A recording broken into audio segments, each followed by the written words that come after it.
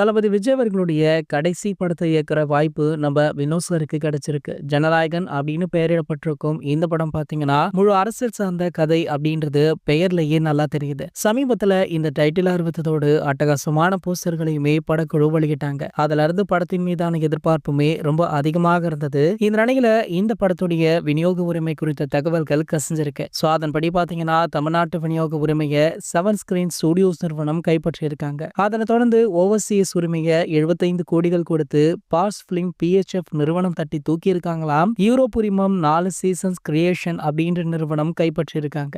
UK உரிமையை போலின் cinemas கைப்பற்றியிருக்காங்களாம். இப்படியாக இந்த பெரிய நிறுவனங்கள் முதலாளாக ஜனநாயகன் படத்திற்கு துண்டு போட்டு உரிமையுமே வாங்கியிருக்காங்க. அதன்படி பாத்தீங்கன்னா இந்த படத்துடைய மொத்த பட்ஜெட் 500 கோடியாக இருக்கும் அப்படின்னு எதிர்பார்க்கப்படுது. ஏனென்றால் விஜய் சாருடைய சம்பளம் மட்டுமே 275 கோடியாக இருக்கும். இருந்தாலுமே படத்தை தயாரித்து வரும் KVN புரொடக்ஷன் எப்படியாவது கல்லா கட்டி விடலாம் அப்படின்ற நம்பிக்கையில தான் தளபதி விஜய் அவர்களை நம்பி பல கோடி பணம் போடுறாங்க. சோ இது போன்ற சினிமா செய்திகளை பத்தி நீங்க உடனே தெரிஞ்சுக்க நம்மளுடைய செய்தி துளிகள் சேனலை மறக்காம சப்ஸ்கிரைப் பண்ணிக்கோங்க.